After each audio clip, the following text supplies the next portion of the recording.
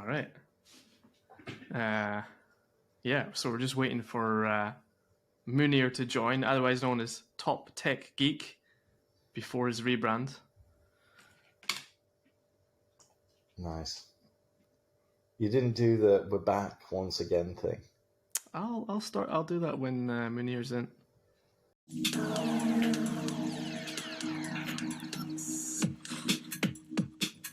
Oh, surprise. Here he is. Hey, man. 1 second. Let me. Man's still getting set up. Man doesn't realize man is live. Okay, I think we're good. Yo, how's it going? How are you, man? Yeah, we're all good. Nice. I'm pretty good. I just getting ready, preparing, and making sure everything was correct, so there's no issues. Man, are you? Let me cast my memory back here. Are you in Chicago? I'm in Indianapolis. Right.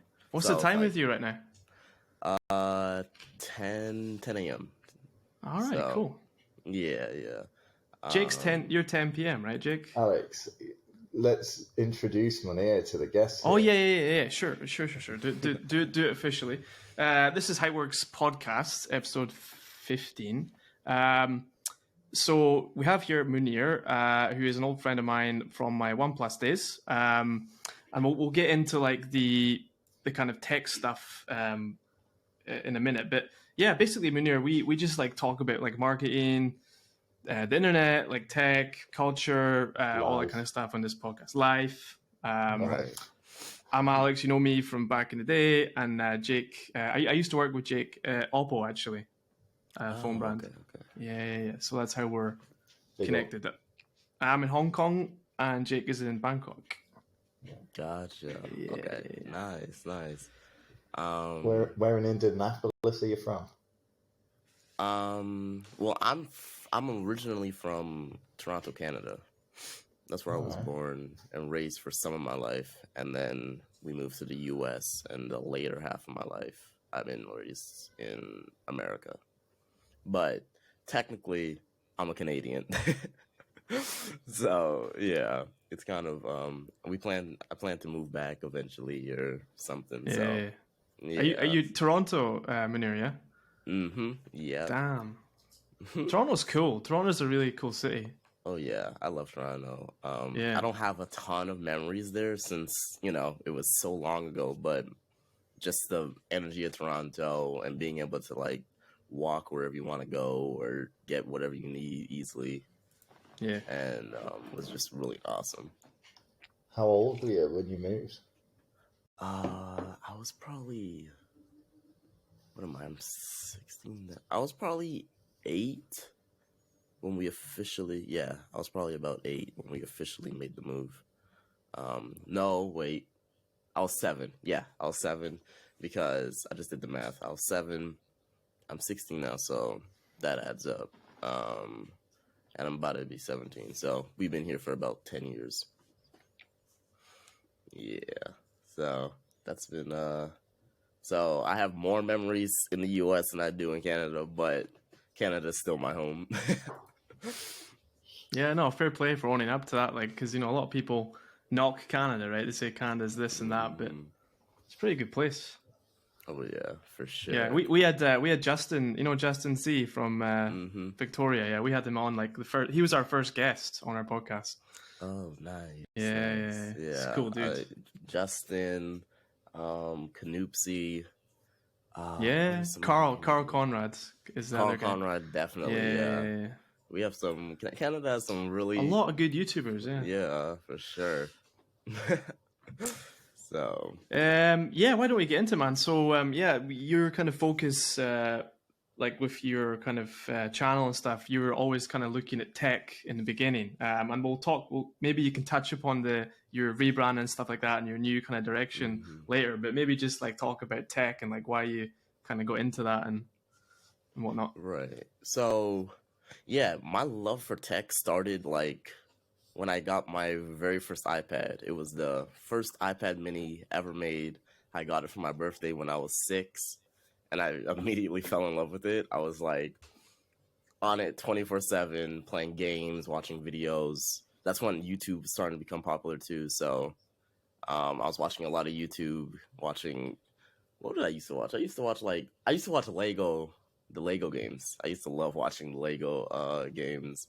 And just my love for tech kind of started with the first iPad, since it was the first piece of tech. I was like, oh, this is what it could be. And then from there, over the years, I actually ended up having my original idea for YouTube was never to have a tech channel. It was to be like a gaming channel. So I originally had like a gaming, Minecraft, all type of YouTube channel when I was like 10. Yeah. And that's like Mr. Beast, right? Mr. Beast for Yeah. years did that, yeah. And I really enjoyed that, but I also didn't have the equipment to do that. Like, I did everything, and I still stand by this to this day. I'm really proud of my younger self for this, because I did everything: editing, recording, and posting all on my iPad mini, since I didn't have a laptop. So I did all of that. You're making us feel old now, man. Like, literally, you skipped like laptops and computers. You just went straight to iPad. Man. Yeah, it was really, because I knew I've always been a fan of Apple, but I never, like, it wasn't until 2 years ago that I got my first iPhone, and it wasn't until 3 years ago that I got my first MacBook. So in terms of the tech, I'm late, but I'm proud of myself, since I was able to do with what I had and still make stuff I was happy with and proud of. So yeah, that was the iPad, the gaming, and then eventually around 2020, the year before, I was watching Marquez Heavy, and he inspired me, and then I ended up just starting my channel. Well, I started a blog first. I had a tech blog. I was doing news. I was doing all of that. And then I was like, you know what? I want to get on camera. I want to become, I want to be a video person. And so May 26, 2020, I started the YouTube channel, and the rest is history. Yeah. Cool. So it's been a up and down journey. A lot's changed, but it's still been incredibly fun, and something that I never expected would have led to where I am today. So yeah. Definitely. Yeah, no, it's and actually, like, I think I reached out to you around probably 2021, maybe just shortly after you kind of started, Right. because I noticed your content was just like really popping, like you were getting really popular. So that leads me to the next question. Like, don't want to jump too far ahead here, but like, why have you kind of fallen out with tech now? Like, fallen out of love with it, or like, because I noticed you do like a lot of like culture and sneakers and all this kind of stuff. Put him under fire there, Alex. Right. Yeah. No, I like it. No, tech is still, I love it so much. Like, it's still everything on my setup, everything. I like the gaming part of tech more now. Yeah. I'm more of a gamer, but I'm still into Apple. When Samsung comes out with something really cool, I'm still into that. So I still love tech, and I still will talk about tech. I just realized one thing, and I kind of realized this while talking with a close friend of mine, Lamar Wilson. Talking with him, he kind of helped me realize, man, I have more of a personality that I want to show. And that personality is sneakers, gaming, doing type of like music and all that type of stuff. And I wanted to show that more, because when I was doing YouTube before, I would make good content, but I wouldn't be a good content person, if that makes sense. Yeah. The content was good, but no one related to me, because I was just looking at the camera, saying my lines, and then leaving. Now I'm a little more like laughing on camera or being excited. And that's why the tech part is still there. It'll forever be there. Like, I just got my HomePod. I did a video on that. I love this thing, by the way. And so that tech part will never leave. It's still my passion. But I also have a huge passion for sneakers for some reason that I didn't realize I had until like last year. I was like, wow, I have a I really like sneakers, and then I've always loved gaming, so that just incorporated, and then from there we have where I am now. Yeah. But bottom line, or not bottom line, but like tech isn't going anywhere. I love it, but a lot of people may think I don't with all these changes and seeing what I do more now. But tech is never leaving my heart.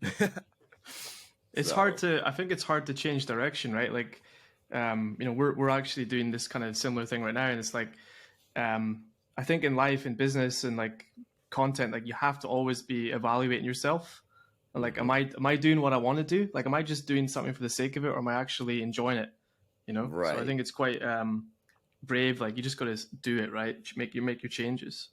right. So yeah, for you, like, you're gonna like rebrand yourself and like, you know, go down a hmm different road. Yeah.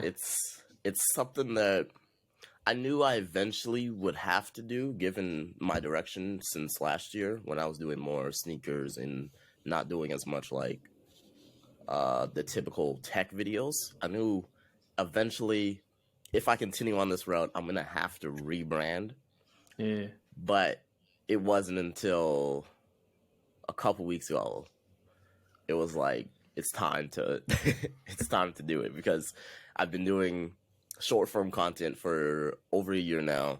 I've been doing sneaker content and all of that over a year now, or almost a year now. And so it's just I don't want new viewers to be confused when they see Top Tech Geek, and I don't Yeah. Yeah. want my old viewers to be confused when they see Top Tech Geek and then I'm talking about a pair of sneakers. Yeah. So Yeah. I Do you not have a decided, separate channel? pardon me, Do you not make a separate channel?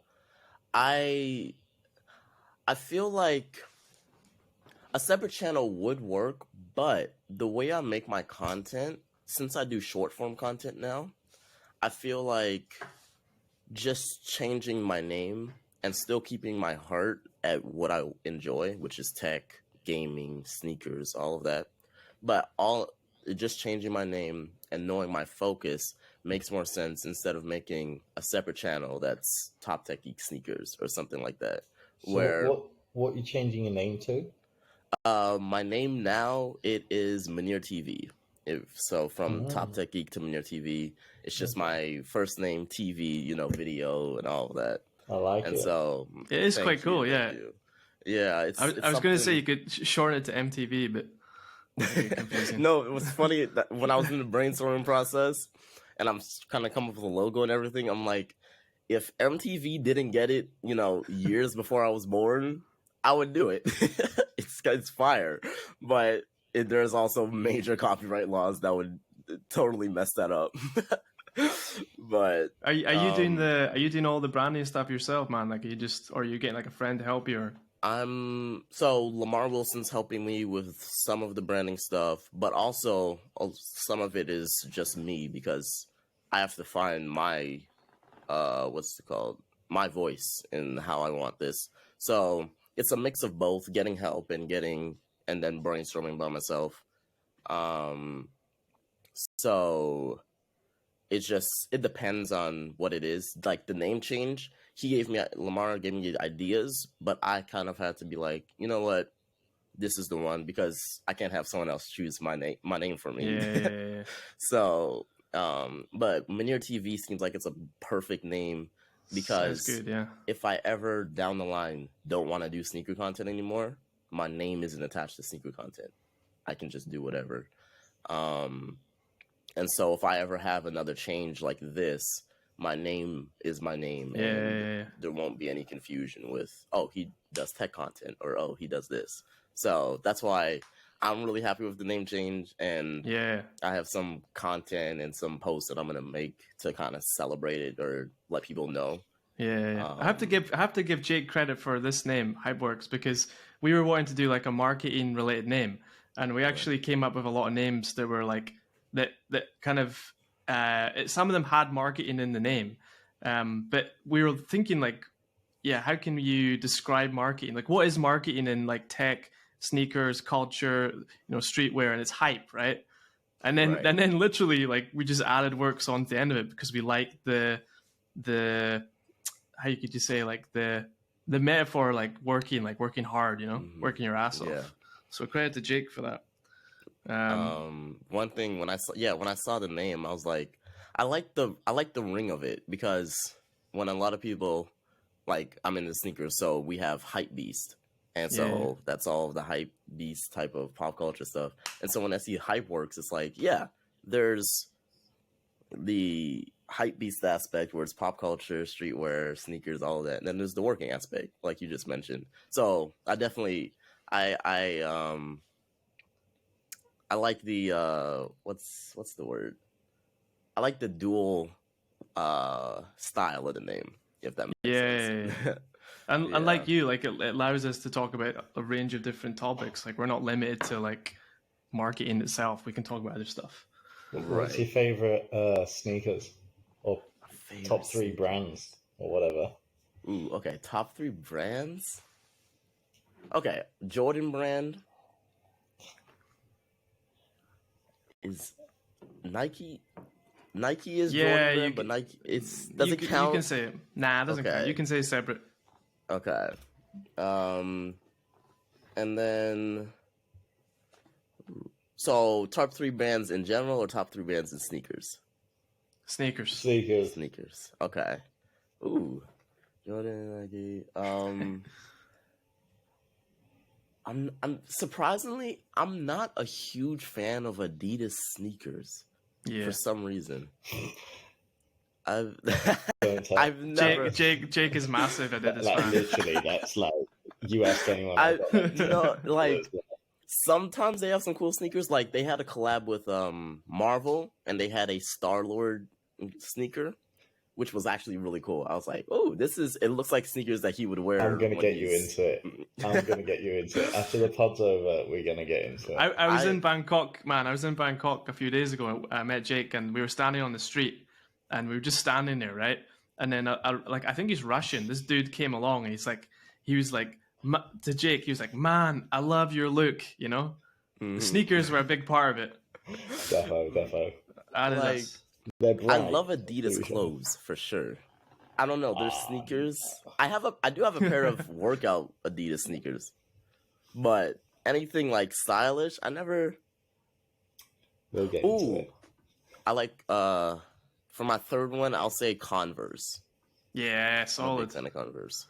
I like Converse. Saw Alex rocking a pair of Vans the other day. Vans are cool too. Vans are really cool. Converse sponsor, future podcast sponsor. Oh no. Yeah, but my all-time, I have them right here actually.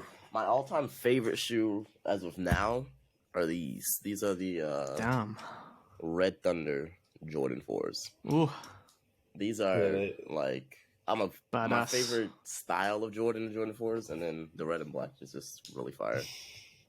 So, are you scared to wear them outside? Oh, I'm horrified to wear them. It is never fun to actually try and wear these because, and then it's suede too. So if it gets wet or any type of mud or anything, that'll be a whole nother experience. Yeah. Who do you think's cooler right now, like tech brand or sneaker brand? Who's doing better stuff? Not tech brand. Not tech. Tech kind of sucks right now, I think, marketing. You know what my feeling on that industry is? That there needs to be more like creativity and innovation. Right now it's a lot of lip service in that industry. You know, everything comes out, it's innovation, but nothing has taken it up a level in years. Right. Yes. That's why I got, before I started doing short form content, that's why I got burnt out with doing my tech videos and my long tech videos. One, there's a couple reasons, but the reason I'm talking about now is because it just became repetitive at a certain point. It's the same phone every year, a couple day changes, and move on. It's the same computer every year, a couple changes, bigger processor, faster. Oh my God. It's like, do something different. That's why I like a lot of brands. Like, I'm into VR or virtual reality. So I like a big screen. They announced a really cool looking VR headset that molds to your face. Really tiny, and that type Sounds of like stuff Alien.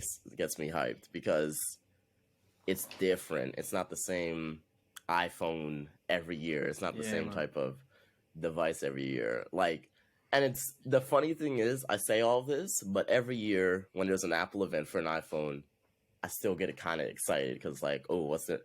But by the end of the event, I'm like, oh, okay. I'll upgrade. Did you go to an Apple event? Am I just making this up? Did you get invited? I haven't No, gotten no, invited no, yet. I no. definitely want to Damn. go. I definitely want to go to CES next year. I've never been to a CES. I feel like that would be really fun. I also wanted to go to E3, but I don't know what's going on with that. It seems like it's going to be kind of they're saying a lot of the gaming brands aren't going to be there, so I don't know. But E3 would have been cool. Yeah. If it's still I think VR is like we've talked a lot about this in our podcast before. It's becoming everyone's going to be doing VR this year, like everyone. Yeah. Oh yeah. And draw the line VR AR. To be honest, I saw a metaverse project today hosted on like an Unreal Engine, and it was just spectacular the way that they built this world. Like, it was just so real, it was unbelievable. AR is something that I definitely want to start using more and trying to experience more, because I definitely think AR will be a huge thing, but I just never. AR is one of VR. You're like, okay, let me get my headset on. AR, it's there, it's cool, but you kind of forget about it. At least for me. But I'm excited for if and when Apple does their headset with the AR VR thing. That sounds like it's going to be a nice merge of the two worlds and get people into AR more. So I'm definitely excited for that. But VR headsets, Oculus or Meta now, all of that stuff, it's super, super cool to me. Yeah. That stuff really depends on how it interacts with not only consumer experience or habit like you've just described, but also the rest of the world. So it's like not just you, but what's the almost the externality of the product that allows me to access other things rather than just see visual things in my space. We always brainstorm over different kinds of AR projects. We get a lot of invites from various brands, most of which, for reasons we can't go into, we turn down. But it's always a good concept when we talk about it. But my feeling on the whole topic is that there should be a lot more partnerships. There should be. I think that's the way the space kicks off when you get developments. Like, for example, let's say Emirates Airline phone me up. The AR experiences, you go into you put your ticket in, and for the journey, you've got these AR glasses. They guide you to things like different experiences that you might have in your layover in Dubai, etc., etc., etc. If you could integrate it into an actual experience where it's got a utility, I think that's when it will just go boom, next level. Right. But that's the problem though, Jake, right? Like, people sitting in the lounge in Dubai, the fashion and tech are so far apart in terms of like the worlds they inhabit. Like, a guy sitting in a lounge, he wants to wear a pair of Tom Fords, right? He wants to attract the opposite sex. Like, he's there, he's a fashionable guy, and none of this Oculus, none of this stuff is fashionable. It's too geeky. Get there. That's the question mark. That's the question mark, right? With seeing what Big Screen did with their tiny headset and still good lenses and displays and everything, it's definitely gonna get there. Where I'm excited for that. There's a question of branding though, man. Like I can only think of like a few brands that have really crossed the tech fashion divide. Like, remember Beats? Beats is trashy now, but Beats actually did cross the divide. They got some recognition in the lifestyle culture. That's because of Dr. Dre, though. They're not really they're not like a tech brand. Right, they're not exactly. like they're not Samsung, you know. Bose, they're I not mean, Bose or they're trying to go whatever. BTS route, etc. Yeah. But that's what I'm saying. Like, I think that AR brands are going to have to do collabs. Like, Yeah. Enreal, Gentle Monster. Come on, you know who did it. Right. And one thing with the AR, this is weird because I never had any chance of using it or wasn't even into like majorly into tech when it was released, but Google Glass is something that, like, Marquez's video on it kind of said the same thing. I think it was a really great device. It just was released too earlier to the public. Yeah. Whereas, like, I feel like if Google kept up with Google Glass, made it fashionable glasses or something where people wouldn't notice, kind of like what Nreal is doing now, it could have been major. But to be fair, Google did do the DVF partnership, right? So they tried to get DVF. They tried to get the fashion show, New York Fashion Show. I can't name many brands in tech that have crossed over into fashion. You tell me that Google come out swinging, you know, with a partnership with, again, you know, Versace, let's just say, and that's top tier. They're the first people that get access to it. Don't tell me that wouldn't be an instantaneous hit for a certain audience. Facebook did Ray-Ban. And that didn't really. I think that didn't really take off. For me, that's cheesy though. If I was going to go in for something that's going to be expensive, it's going to be high end and exclusive because it's going to drive that brand position very high. That's when you can do your commercial partnerships with other brands. Yeah, I think initially with the collabs or partnerships, they need to do something big just to get eyes on them. Maybe a lot of people won't buy it, but a lot of people will be talking about it. 100%. And then they can incorporate it with consumer and all of that. So I think that's like the best way of going about that. Because if you just came out with a Versace Google Glass and they never make another model for, you know, people that can't pay for a Versace Google Glass, then you're missing out on business. But if you do that, get eyes on it, talk about it, and then maybe 6 months or to a year down the line, you announce it. Another one that's cheaper, more reasonable, and does the same stuff. Still cool though. Yeah, people will still definitely want to 100%. Pick that one up. Yeah. What would be your dream collab then, you boys? If you could pair two brands together, like what would you do? Google and Versace. Dream. Right now, call me up, Google. We'll do it. I feel like ooh, that's interesting. I feel like because I feel like Nike with a good tech brand, I don't know which one, but a good tech brand, because they once had Nike had those Back to the Future boots. And those were, you know, popular during its time. I feel like Nike, if they partnered with a good tech brand, I don't know which one, maybe Samsung, I don't know, and they kind of do something, incorporate tech with the shoe. I personally want to see that future where there's tech incorporated with the shoe, everything. That would be really cool, but I don't know what specific brand would probably work best with that. I definitely don't think. Do you think? I was about to say I definitely don't think Apple. You think Apple would? Yeah.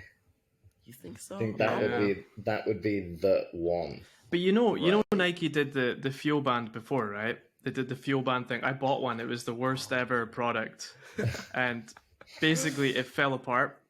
And then Nike basically realized that they can't compete with Apple in smartwatches, so they just completely shut it down.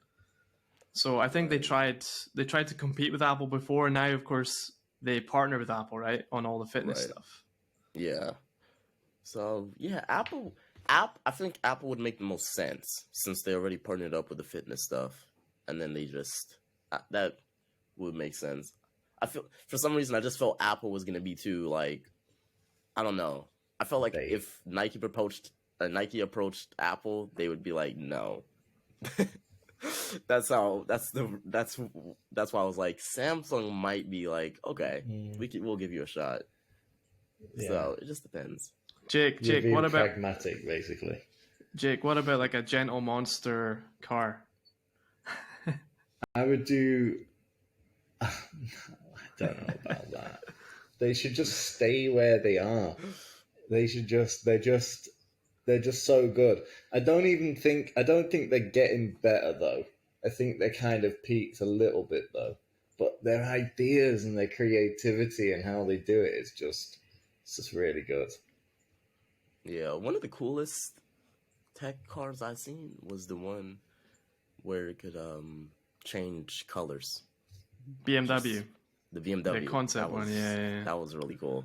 Their cars are hella ugly now though. BMW. Oh, I the don't BMW cars are they're getting to the point where I'm like, ew. Yeah. Yeah. I think they're meant to look gnarly because they're trying to appeal to a younger audience. That's why. True. That's their goal that they've stated. It just looks like a beaver now though. I know, but I'm big into cars on the low key.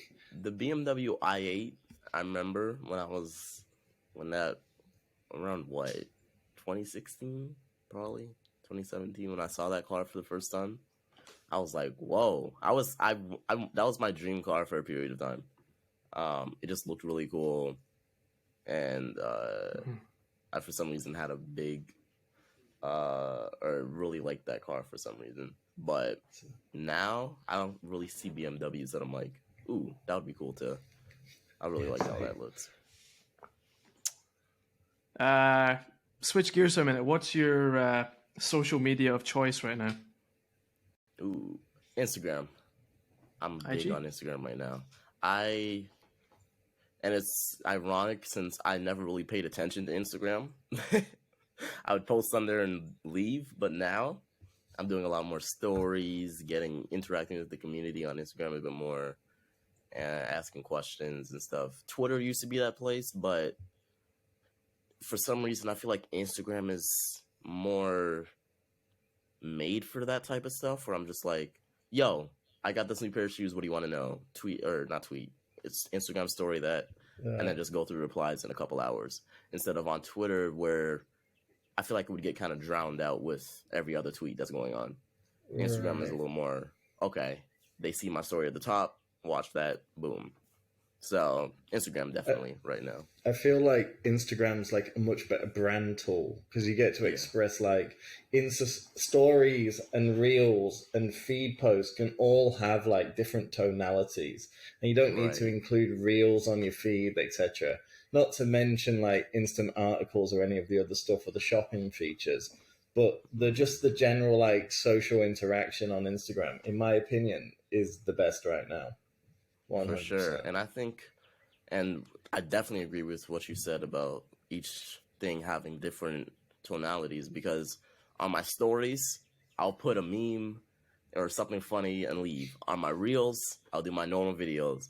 And then on my normal posts, I'll do some pictures or some photo dumps. So it's definitely like three different, some memes people will never see that I post because they're just on my stories. Some stuff they'll never know about.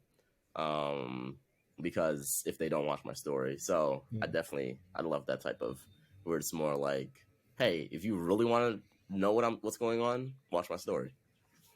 I feel like Twitter, you only really get to express one side of your voice quite often. Yeah. Twitter's shit posting. I mean, it's basically shit posting. I just tweeted a shit post like before we went on the podcast. What do you think of like TikTok? Because like it seems like a lot of brands are kind of putting all their energy into TikTok these days. I feel like a lot of people are nervous to get into it as well. Right. I think TikTok is one of those places where you can literally find any type of content, and any type of content would be popular in a good way. Though it doesn't sound like it sounds like it could be bad, but there's tons of people, millions of people on there every day expressing themselves, sharing a story, and then on your For You page, you'll see that story and really enjoy it. And then on the creator side, it's like you can post a video and it may get 1,000 views, or it could get 100,000. just doesn't. You don't know what's gonna happen when you post it. It just depends on what TikTok is feeling like, or what your hashtags are like, or if it. You know what really messes me up sometimes? I'll see a video with like 5 million views, no hashtags, 2 words, and then it just blows up, and I'm like, what are they? What are they doing that I'm not? I put all my hashtags. I put a good title, and it's just. But I like that type of where it's just like, what are they doing? They got 5 million views, no hashtags. I'll explain it if you want. That would actually be very helpful, because that's something I've always been like, what? I'll tell you. If that person has a strong following, like a already established community, and they get engagement from that group, then it's better for the algorithm, because it picks up a group, like a population of people that have more of a shared interest. So it means that the watch time on the video increases, so it gets suggested more. If you have a low following account, but you use lots of hashtags and people join by different hashtags, then you get a cross section. You get 3 different populations, and it's likely that they have less shared interest, and people that are like them will have less shared interest. So immediately your average watch time is not as high, and therefore its suggestibility is lower in the algorithm. That makes sense now. Okay. That actually was like, oh, that makes a lot of sense. But there's also the issue that TikTok doesn't pay like any money, basically. Whereas obviously YouTube is the best in terms of monetization. So yeah, I mean, what do you think of YouTube? Like they pay a lot of money vis-a-vis other social networks, but at the same time, there's a hell of a lot of work required to make a video, right? Oh yeah, YouTube is one of those, like, for a period of time, YouTube was the place where I would post my video and I was just like, whatever. I didn't have any love for YouTube. I had love for creating, but not YouTube anymore, because it just became repetitive. Nothing was hitting.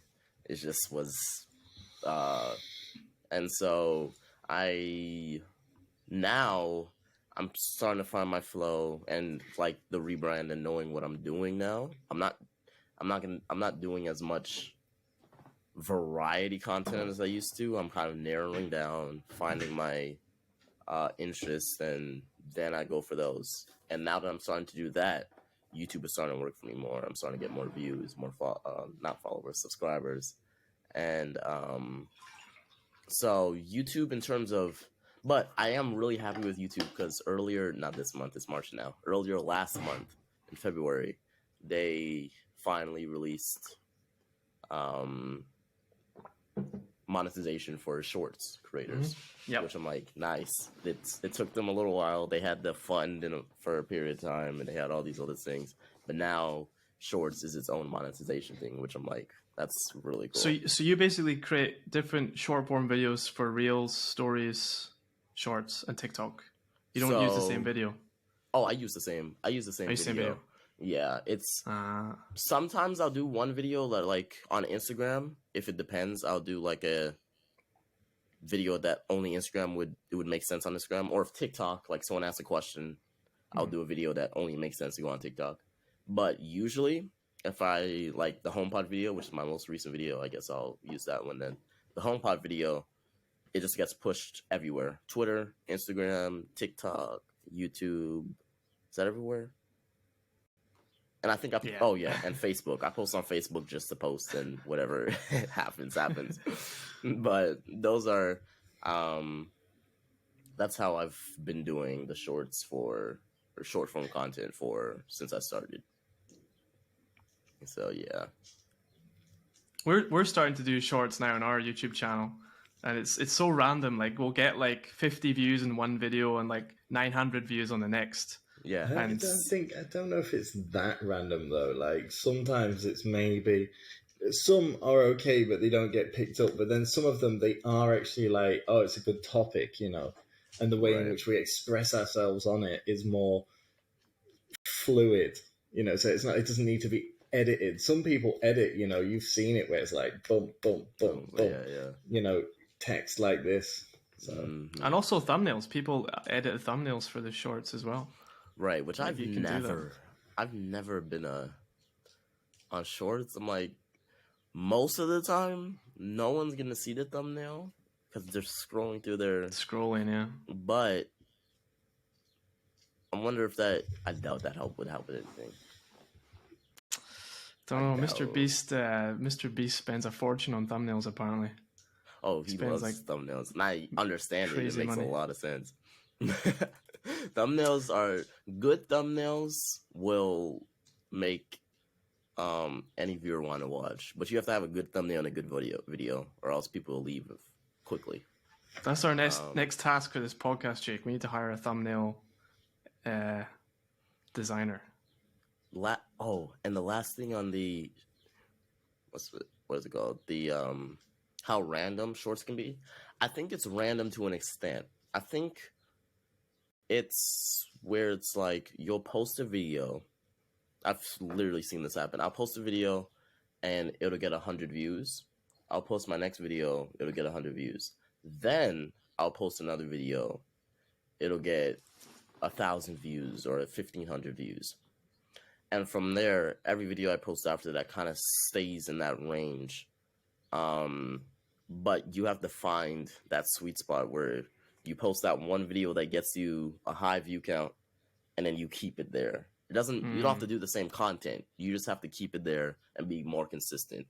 Definitely with shorts, especially on YouTube, you have to be way more consistent than if you did a long form video, because shorts are always moving. It's quick. How frequently do you post? Are you posting like every day? I post 5 days a week, sometimes 2 times a day. So I post a lot. And one thing I want to start doing is posting during the weekend too. I still have this mindset where posting during the weekend is like bad, since long form videos you never post on the weekend. You always post during the week. So, but I'm like, I understand now that shorts is shorts. It doesn't matter. I'm on shorts on the weekend. I'm watching YouTube on the weekend. I'm watching whatever on the weekend. It doesn't matter. Yeah. And some videos are just weekend videos, like something that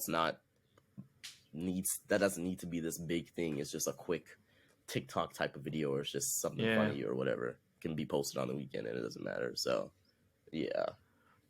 Here's a tough question for you. How should brands market to Gen Z, people like you? I feel like they need to do more. Ooh, how should they? Because personally, with every brand I've worked with so far, they've been really good with letting me have good creative control of my content. Is that the number one? Is that the most important thing? The control? Definitely. It's always, as long as you can have creative control, not be, like do some crazy stuff where it gives the brand bad press, but you can have creative control to do pretty much whatever you want and have fun and show the viewers that you're having fun and it doesn't look like an ad. That is number one, definitely. Every brand I've worked with, especially NZXT, I've worked with them with the PC stuff. They really let me just have fun and show, yo, I got this new PC.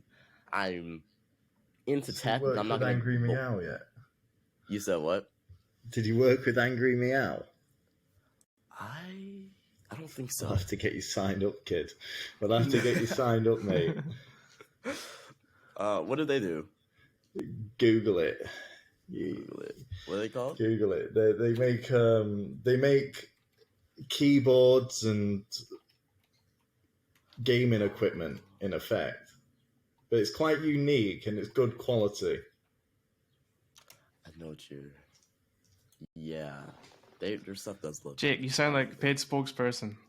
I'm not a paid spokesperson.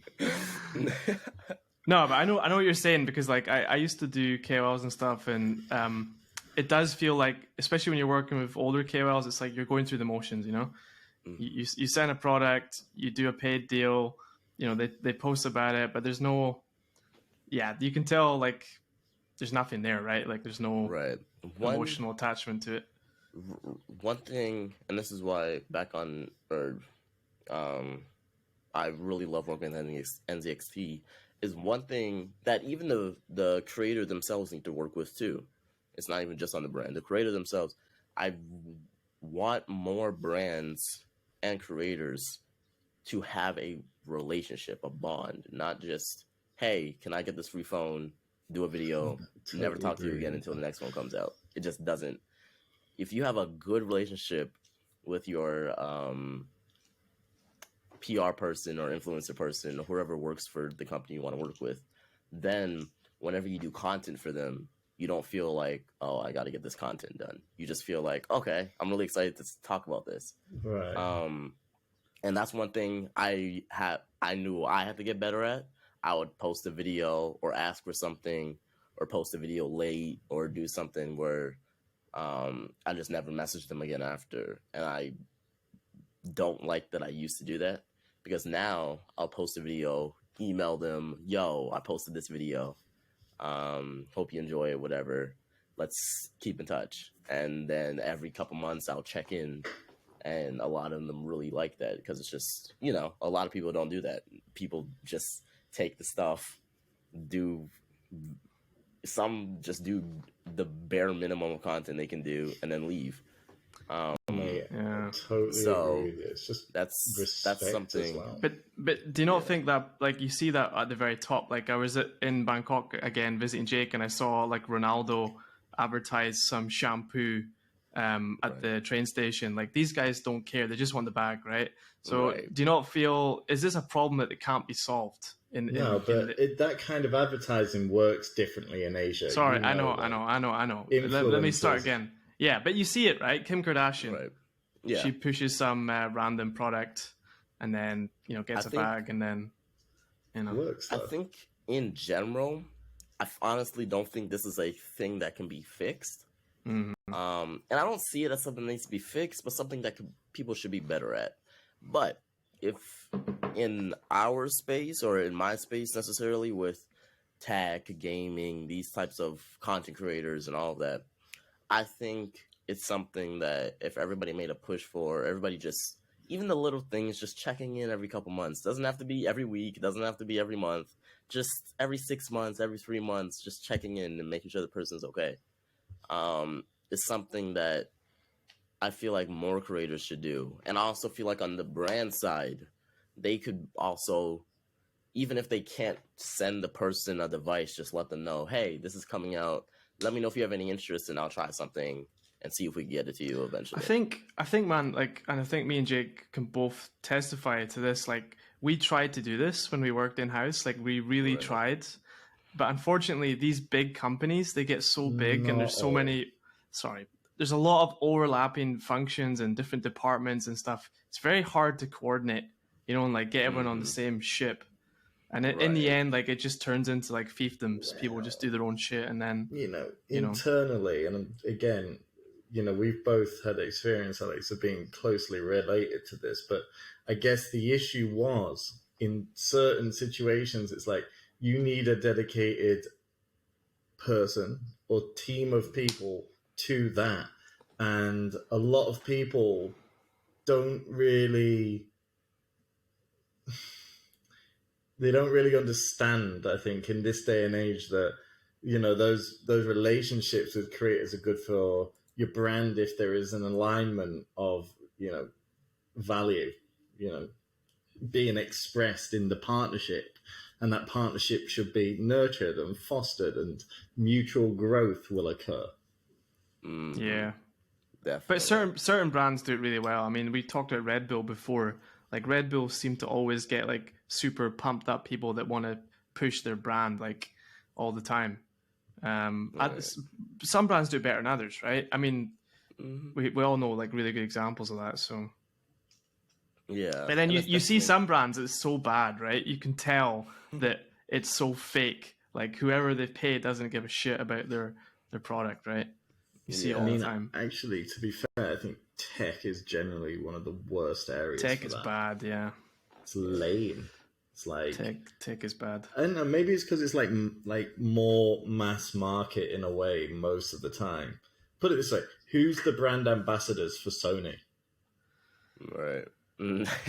I don't know, man. Tell me, but if I said Red Bull, you could name a few. But Yeah. to be fair, fashion's had its hiccups as well. True. I think They've had some weird the shit. thing with You tech guys is, are in tech, like you guys ain't in Muneer's like, super- rebranding. He's going down more fashion, more lifestyle. because I think the thing with tech too is it's really oversaturated since there's so much. Tech is when people think of tech, that's how I used to think too. People think of tech, they think of phones and laptops. But when you actually think of tech, it's phones, laptops, monitors, speakers, VR, Accessories. AR, accessories, gaming. It's all these different things.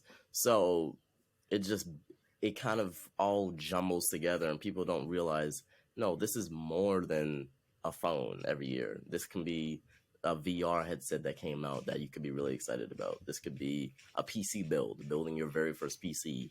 It could be gaming, playing a game and enjoying it, or getting a console or something like that. So, but a lot of people don't see it that way. And I think that's what makes people think that tech is boring when tech isn't boring. Tech is just really, there's just so much that you have to find what you enjoy in tech the most. Yeah. I was just thinking, actually, I think you named probably the most successful brand KOL celebrity partnership, Jordan. I mean, Jordan, I think, is probably the most successful one. It's been how many years? Like 30 years. Started from scratch. It's now a multi-billion-dollar brand. Michael Jordan, like your generation, like even me and Jake, it's hard for us to relate to Michael Jordan because he retired before we were kind of grown up, and obviously before you were born. So like, yeah, like that's amazing, that partnership. Yeah, definitely. Jordan is one of those brands where you never, until you really think about it, you never think, oh yeah, Michael Jordan is Jordan. You just think Jordan, okay, sneakers. But so it's one of those, it's really interesting how that works. Difference in age there, because Alex will look at those sneakers and he will think of Michael Jordan, but you won't, like, because of that age difference. Yeah. Who's related question? Who's your role model, man? Like, who? I know you mentioned Marquez before. Like, Marquez tech, is obviously a creator that I don't think I would have started content creation if it wasn't for Marquez in terms of looking up to him and enjoying his content. But over the years, over time, Marquez is still up there, but I also have other people that inspire me, like Lamar Wilson. I've mentioned him a couple of times. Sojano's Best, he was a major inspiration. Yeah, I know him, right next to Marquez in the early days, and he still is an inspiration. And then outside of like the typical YouTube tech space, there's other people like streamers that I enjoy, like I'm Dante or Kai Sinat. A lot of people may not know who those are, but they're entertainers and they know how to entertain a lot of people. And that's something I want to be able to do, because I think entertaining and then having what you're talking about second is a good thing to do, instead of trying to talk about something important or talk about something that you enjoy but not being entertaining. That's basically what we tried to do, right, Jake? We try. Yeah, I think it's really cool to just be able to be really entertaining, and people will latch on to that instead of latching on to, for the small period of time you have in their memory, an iPhone or whatever you're talking about, latching on to the person and, oh, he was really entertaining to watch. And so that's why a lot of those, like a lot of streamers and stuff like that, really inspire me and make me want to be entertaining and all that type of stuff. Any music or music inspirations? Oh yeah, there's Juice WRLD. He's my like favorite artist. He really, I don't know, his music's good, but also I've seen him on interviews and he really has his mindset was really cool because he really wanted people to be better and wanted people to do whatever they wanted to do, and told people that as long as you have the plan, know what you want to do, and pursue it, you'll be able to do anything you want to do. And then there's other artists like J. Cole. He's a really good artist that I enjoy. Who else? The Weeknd. I really enjoy The Weeknd. There's the It's from your hometown, right? The Weeknd. Oh, he is fun. His music, I've enjoyed his music for a while. But yeah, so those are just a couple. But I listen to a lot of music. I'll listen to, let's say, J. Cole or The Weeknd, and then I could listen to an 80s artist like Aha or someone, and it's just, my music taste is totally everywhere. Yeah. Most people, if they'd admit it, if they're not, then it's like, do you know what I mean? There's so much good music from 80s, 70s, 60s, 50s, probably 40s and 30s, to be honest. Mozart. Yeah. Beethoven. I think people underestimate Brahms. like how much influence music has on everything. Like it's kind of in the background, right? We're all playing music in the background, but it influences a lot of stuff. Yeah, Right. but you know, Like- it's like, go on, mate, go on. Oh no. One of my favorite, like overall favorite songs is, was it 60s or 70s? Oh, my memory's not. But "Stand By Me" by Benny King. That's like, I love that song. It's got So to be much. 60s. I think it's 60s, yeah. Got to be. But it's one of those songs that I've just always loved, or not always loved, but loved when I first heard it. And people will be like, "You listening to that?" I'm like, "Yeah, it's a good song." And then I can listen to 80s music. I don't know of any 70s music I listen to. Listen to loads, bro. I can send you a playlist. if you want. I for some reason right now I'm addicted to Prince, and I'm just like playing so many Prince songs. I know why. You're in a cafe and you heard Raspberry Beret, and that's why. Don't you're get me into started. Prince again. Don't get me started. I know what you mean. To be fair, I've been listening to a bit of Prince because you told me that you heard that song, and now I'm also listening to Prince. And what's the other? Oh man, there was another artist. Oh, Nirvana, that band. Yeah, I was Nirvana. listening to them yesterday. Yeah, In Bloom. Yeah, Cheer up, guys. Nirvana is. I love You need them. it sometimes, man. When you're in Bangkok airport and there's like a 2-hour line, you need to stick some Nirvana on. I don't think so. Literally, when I sent you that picture from the line, I was listening to Nirvana. Like, I think it'd make me anxious, to be honest. Yeah. one question we always like kind of end with the guests is like what's one piece of like advice you would give someone, like you think it's really useful, practical? I feel like the best advice I can think of right now on the spot is be yourself. If I had to put it blankly, just be yourself. Be a creator or an artist or whatever you want to be. Just make sure you do it in a way that you know, okay, I'm being true to myself.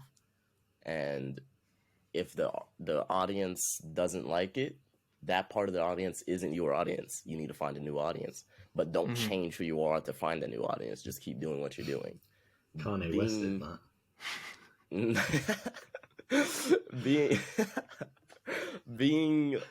Changing your personality or how you want to portray yourself for your audience will work maybe short term. But like me, for the longest time, being named top tech geek, I had this stature that I had to uphold where it's like, okay, you're the top tech geek, talk about tech, only do tech videos, only do the latest tech behave videos. like a geek, right? Even behave one like yeah. And so in the beginning, I loved it. That was something that I wanted to be and wanted to be a creator that was a geek, a tech geek, just fanatic about tech. But as I matured, as I got older, because it's almost been 3 years since I started in the creator stuff, and I'm about to be 17. I'm like, I love tech. Tech is always going to be one of my favorite passions, but I don't want to be the tech guy like you'll see on a tech blog, or like someone that's on CNET or The Verge that's just talking about tech. That's everything and that type of stuff. So being yourself, which doing this rebrand and being Muneer TV now, being yourself and knowing who you are, and then translating that into content, translating that into even just social media posts like stories or whatever, will benefit you in the long run. So yeah, that's my. And then the corny one, or the one everybody says, be consistent and don't give up. Those are the. But everything else, I personally don't think anything else matters as much as being yourself in your content, because the audience will latch onto that. I think it's a good one. And also, like, when you get older, you'll find that there's a lot of pressure on you to conform and to Right. stop doing this stuff and like do certain things a certain way. Especially like me and Jake, when you work in a big company, it's just intense, and there's a lot of pressure. So like, it's harder to do than to say. Oh yeah, definitely. But once you find the sweet spot and how to do it, like I'm finding my perfect route, you'll feel free, but you'll also feel more motivated, because you know, all right, every morning I'm excited to wake up and do a video. I'm not dreading the time to do a video. So yeah, you just have to find that sweet spot, and you'll be, I think you'll be a better creator than if you just try to follow the day-to-day normal, type of stuff. So. Yeah, no, that's good. That's good advice. Jake, have you got anything to add on that? I'm not going to ad lib, but yeah, great, top notch. I mean, I think the thing with be yourself is also recognize that you can always improve yourself as well. There you go. Yeah, definitely. It's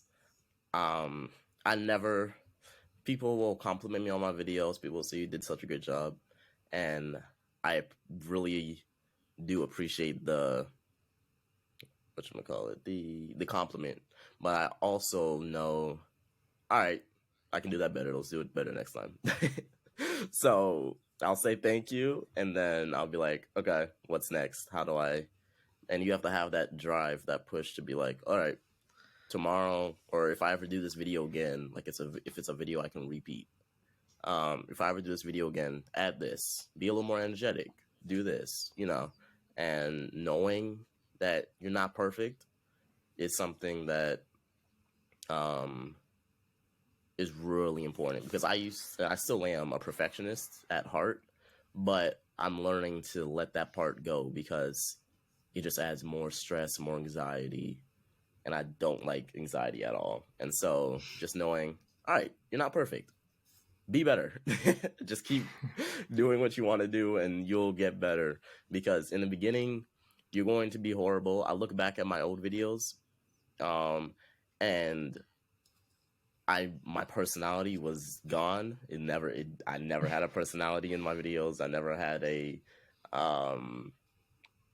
barely even smiled, and I just look back and I cringe at those videos. But I also am like, good, because that means I'm improving, and that means I know that I'm better now. I know what I want to do, and I know that I enjoy what I'm doing now. So yeah. Cool, man. Yeah, and speaking of repeat, we'll have to get you back on the pod, like when you're officially Muneer TV across all the channels, and you're kind of in your groove with the I've already future content. Well, at the time of this recording today, all of my names are changed everywhere, and in maybe an hour, I'm going to post my announcement video of it, and so by the time I'm on the podcast again, or if I'm on the podcast again, everybody will know Muneer TV, formerly known as Top Tech Geek. So, yeah, that is something I'm definitely cool. really excited for. Thanks for coming on. Let's do it again. For sure. I'm definitely down. Thank you for having me. All right. Cheers, guys. Bye. Bye.